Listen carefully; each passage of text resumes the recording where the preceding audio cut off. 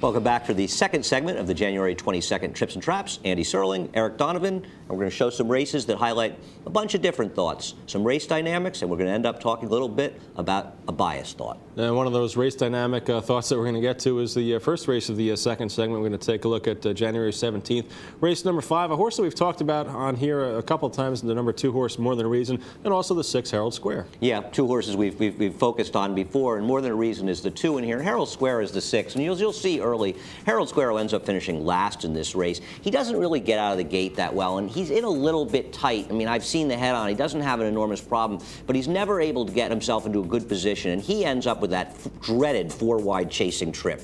We're going to see the 7 horse in here, Father Tim, clear off and get to lead the 4, Buddy's Holiday. A lot of people probably thinking on paper going in this race that there would be some kind of speed duel. The pace was legit, but still, Father Tim gets away to a lead that he's, I guess, pretty comfortable on. A couple lengths here, even though he's going quick. Yeah, Father Tim was a horse that, sort of mired himself in the maiden ranks for quite a while, and we're going to show you More Than a Reason, just so that you can keep an eye on him and where he ends up going from here, and we'll talk about that. But Father Tim got out of the maiden ranks with a big win in a wet track and got a big figure in that race. Somebody I know thinks the figure should have been higher, and after this race, I tend to agree with him. But Father Tim ends up winning this race wire to wire. More Than a Reason, however, sort of makes a move here, and outside in the blue, Herald Square still chasing 4 wide, never able to get comfortable. Yeah, one of the things I liked about More Than a Reason in this race was I thought this was a little bit of a premature move to get, into position. I realized that the jockey, apprentice Madeline Student, has, a couple horses to her outside that she thinks she's going to have to keep moving forward to get position, but it seems like she briefly paused riding the horse hard there, and that cost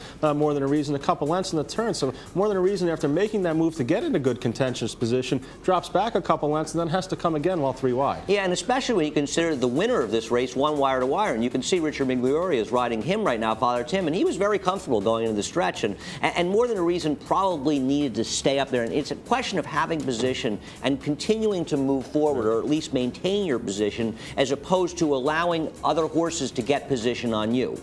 Yeah, this is another good effort here by More Than a Reason, who's going to get within a length and a quarter, I guess, kind of get a little bit tired late here trying to chase Father Tim down the lane, but still good enough to hold on a second over some decent runners here. What do you make of Herald Square? Finished last in this race. I kind of thought maybe he's more of a wet track horse than a fast track horse. I agree. I'm starting to worry that he does his best racing on the wet track, and maybe that made us lucky that we got the money with him when he ran on a wet track. On the other hand, he still ran that big race on the dry track at 1 turn. I'd be curious to see Herald Square cutting back in distance. The problem is it's going to be 6 furlongs, and maybe they think that's too short for him. I wouldn't mind seeing him get a shot, but I also would be interested in seeing him be in a race where maybe the dynamics favor him a little bit. He draws more towards the inside, and there isn't a ton of speed in the race, because even though, look, he obviously ran terribly in this race, but getting hung up 4 wide chasing, especially when you had a wire-to-wire winner, it's absolutely the worst kind of situation you can be in. So maybe if he gets in a situation the dynamics favor him a little bit more, he's dirtied up from this race, and the price will be right. I still know Herald Square can run. He's got talent for sure. Let's take a look at the second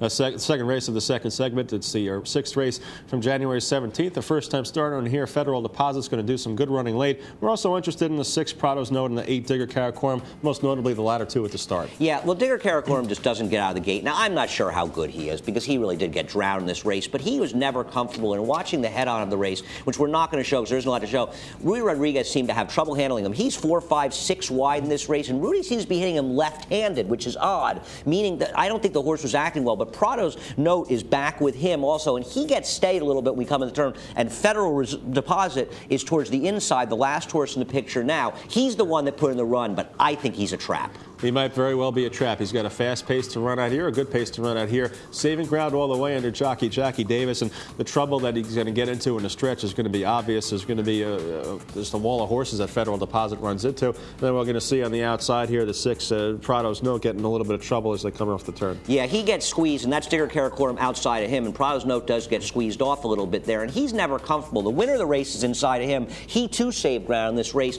and my problem with all of these horses in a way is that in PRADOS note a little more trouble there, and last in the screen, or second to last, is Federal Deposit making the move outside, and of course the winner in the blue silk's in front of him, but this race totally collapsed at the end. It did collapse, and we're going to see Federal Deposit pick it up later. I thought a very good late finish here by Federal Deposit. We're going to stop and highlight him inside there, but as you can see, he's going to run into a wall of horses and really not have too many places to go. Jackie Davis is going to have to make a split-second decision late near the wire, and Jackie decides to go inside where there is some clear room, but certainly Stein stymied here in traffic, having to go inside. You know, this is a horse that's going to take a lot of money. In its next start, went off at 15-1. And 31-1. I'm sorry, in this start here, and probably the next time out, you're looking at under 5-1. So you know, a drastic price reduction you're going to have to take second time out. Right. I don't like this horse down the road because everybody's going to have seen this trouble and think he should have won this race. I'm not sure he should have won the race anyway, though the winner did have a perfect trip. Others had trouble. I mean, he finished just a half length in front of PRADOS, who I felt had a much tougher trip. And PRADOS was also, I believe, a new gelding for this race, which is interesting to note. Federal Deposit, I think Jackie Davis did a lot of things right in this horse. No, and she has very good instincts of saving ground inside. But sometimes I wish she would angle horses out once she gets in the clear in the stretch, as opposed to looking to go inside. Because in general, closers want to be unencumbered running down the stretch and moving and trying to mow horses down from the outside, as Winston Thompson, riding the winner, gave just a great ride to that horse, doing the same thing. He angled out from the inside and got in the clear. All right, let's get on to the final race, and this was on Monday, Martin Luther King Day. We're going to take it one of the stakes race on Monday, and this was the Jimmy Winkfield Stakes. We're going to look at the three great debater and the one fellow crasher in here, and certainly some problems at the start here for the three great debater. Yeah, Takarub stumbled at the start, but he ended up coming out, and we'll show the head-on after the race. And Great Debater, who might have been able to put some pressure on them, was completely eliminated at the start. And Takarub, who, I'm not knocking him, he obviously ran very well in this race, but he ends up getting clear in the lead. And don't forget, and there's fellow crasher, the one, he has an abominable trip.